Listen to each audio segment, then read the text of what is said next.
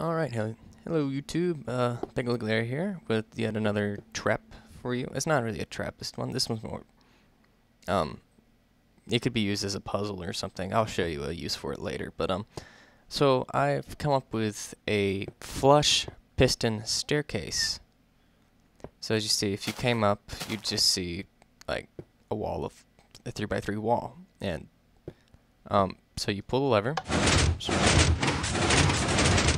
and a staircase pops out. Now,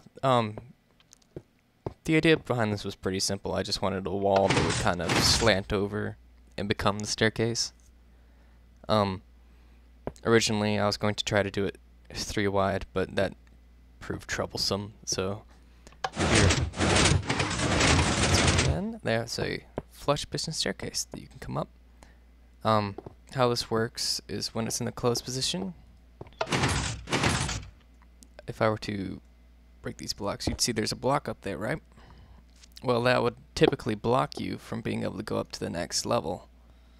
If you were on the bottom floor of the staircase, it would block you from being able to jump to the next staircase. So there's also pistons that pull away part of the ceiling. You can see them kind of pulsing here with the other ones. You can really see when it closes. Pulsed right there. Close. There you go. Anyway, so here's a little bit how it works. The input signal is inverted right off the bat, which then powers another inverter. What this does is that when the power is off, this line of redstone is active, and when the power is on, this line of redstone is active. And if you know anything about double piston extenders, then you'd see that that's quite important, because not only do you have to have the power to extend the pistons, you have to have a completely different setup to retract the pistons properly. So let me cut it back off. Okay, so when in the closed position, you'll see this is the one that pulls the roof away, so that's just got the roof pushed in. And then over here, you'll see I have a 2 piston extender. Both these pistons are activated. So are these pistons down at the bottom, but you can't see that. But anyway, the main thing about this, besides this part right here, is timing. Timing. All these repeaters are on very specific times, and if you changed any one of them, it would not work anymore. So you see this one's on 4, 2. This one's on 4. And then you should come over here to the other side. It's even different on this side. It's 4 and 3, and then 4 and 1. Any other repeater combination will not work. You have to have it like that. If you come over here, this one's on 2. These are both on 4 at 1, and then there's another one under there. Can't see. There it is. Anyway, so for having the door in the closed position, the power comes through, goes up here, hits this whole line. That's the stop reverse flow. We don't like reverse flow here. Then I take that line, pull it up and around to there. Activates those pistons, keeps going, activates those. Well, technically this line activates these pistons, because this line would not reach all the way over here. So this power is coming from this way. But when I cut it off, you'll see why I have this line though. So these are all powered, and the roof is closed. Anyway, so if I come over here and I'll activate it, here's your typical AND gate right there, and so you have your AND gate, but this particular one I have set up with a inverter and a repeater.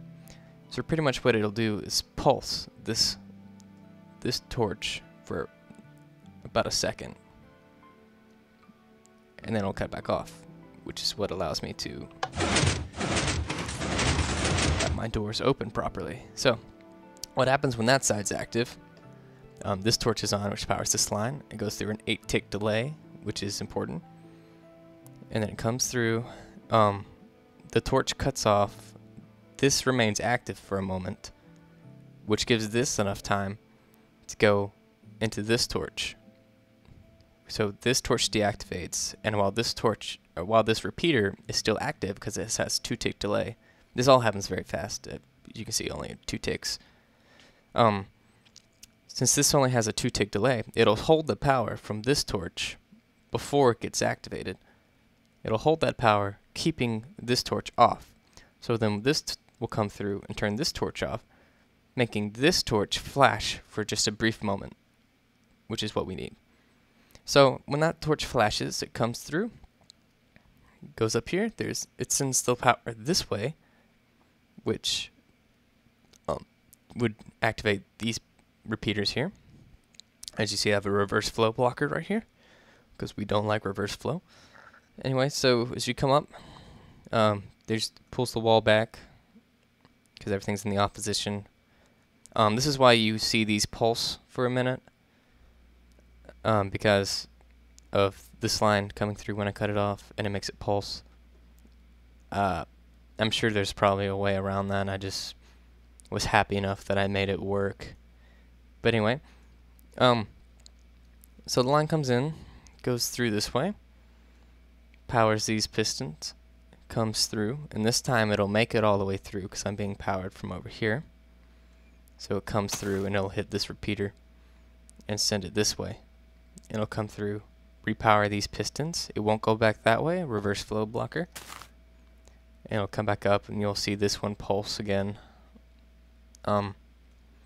And the timings of these repeaters make it so that these pistons will retract properly. Because if you know anything about piston extenders, they can be a real pain when you're trying to get them to work in conjunction with each other. So there you go, a flush piston staircase. There you go. Now I'm going to go show you a use for something like this. Alright, so here we are in the temple that I showed you in one of my previous videos, and what we're going to do is I'm going to show you a use for that flush piston wall, or yeah, a flush piston staircase.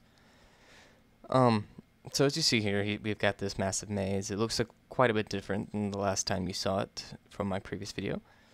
So let me go to the end. Okay, so here's the exit to the maze, and as you'd come up, here we are. Now, you see a wall and a whole bunch of levers on the wall.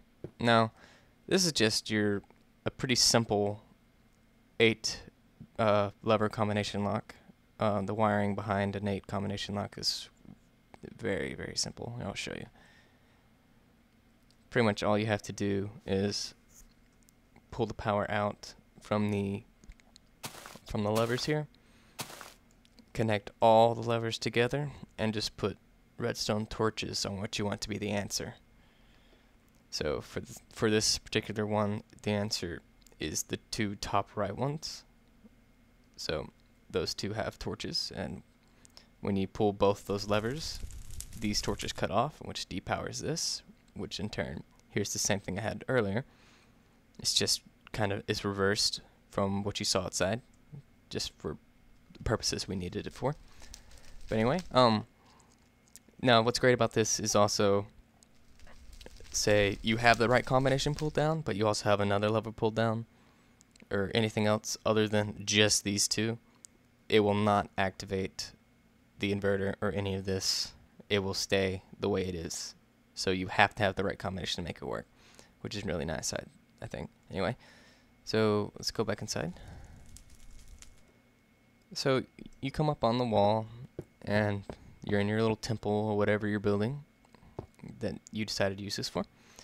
And you put in the combination, which is the top 2. And voila, that flush wall you just saw turns it to a staircase, which leads you to the next area, which we haven't built yet, but we're working on it. Anyway, so that is a flush piston staircase. Hope you you liked it. If you liked it, comment, rate, subscribe, and keep making more videos. I know I said last time that I would make a one about music in Minecraft, and I'm still planning on doing that. I just thought this was cool enough to warrant a video real fast. Anyway, that was Minecraft with Pegleglarry.